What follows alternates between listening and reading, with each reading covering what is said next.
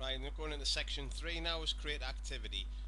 The more numbers you go through on both the catalogues and the sponsoring side, then the faster they'll actually grow. Just going to quickly go you through some examples here. You can print them off yourself and just see how many people in your team. 10 active people on your front line is going to produce you a fantastic return on the passive side of it, which is the exciting side, the royalty side, and teach other people to do that, then your team just explodes. So just have a little print of that and you can have a read it in your own leisure. Fish pond activity is basically the more rods you have out there fishing, the better. If you went fishing with just one fishing rod, you've got one chance. Why not cheat and have as many as possible? So here's a list of all the different things you can actually do.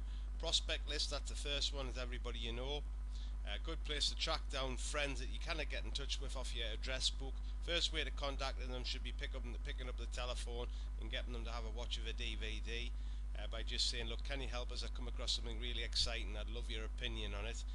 But another good place to find them is on Friends Reunited and Facebook, ex-work colleagues, but spend little time on that because it's not very positive recruit, just spending all your day on Facebook and things like that. But Friends United is probably the best one to tracking down all school friends around the world and where they've ended up now. But you never know when you catch people at the right time, but it's just a free way of increasing your prospect list. 3 foot rule, anybody who comes within 3 foot of you, especially if you've got a badge on, which I'll come to in a second, it gets people to ask what the badge is. And I personally say I show people how to make lots of money.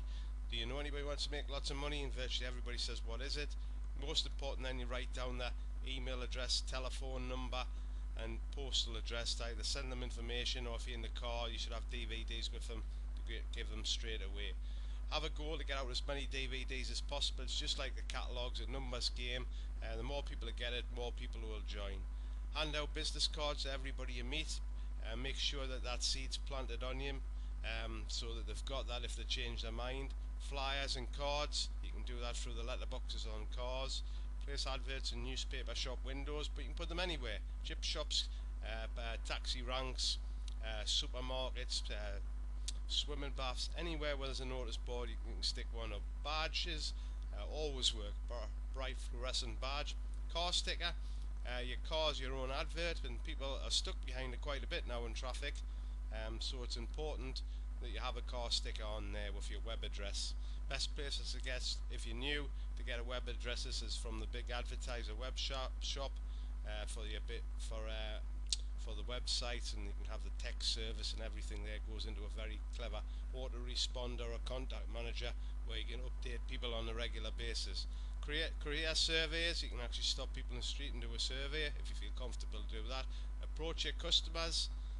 Very important that you know that there's an opportunity behind it. Just on the slips and everything, see, you're always looking for agents, and if they know anybody, because you want them to join your team and not anybody else's team. The internet, obviously you can get buy leads from the big advertiser, other places as well, but a lot of people look about for making extra money off the internet, so that's a good place as well.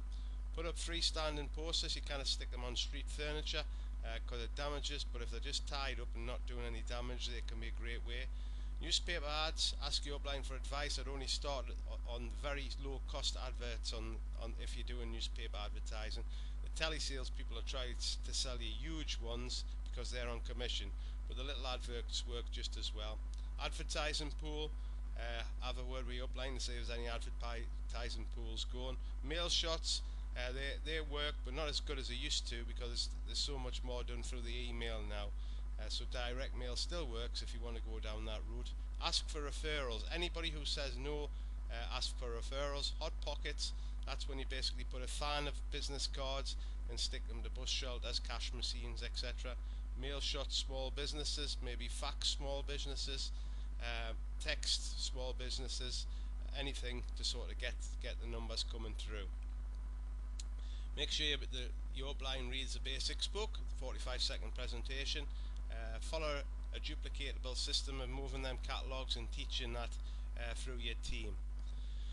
4-week checklist. Make sure that you're getting your story there. Make a list of everybody you know. The more people there that actually should be contacted, everybody should know what you should do. Because if you don't, The worst feeling in the world, you turn up at a meeting and one of your friends has joined with somebody else, and especially if they really start doing well, you've actually lost on a fortune. So make sure you plant the seeds where everybody you possibly can. Have a weekly planner. Go into a personal development of reading books. Obviously the 45-second presentation, and there's a big list of books. There's a website there that you can actually get them from, or the Bids web shop. It's a much better price, is the best place to get them. Attend the following meetings and trainings: business opportunity meeting, training meeting, sizzle meeting, big company meetings. Make sure you know where they all are. You get them down the email loop.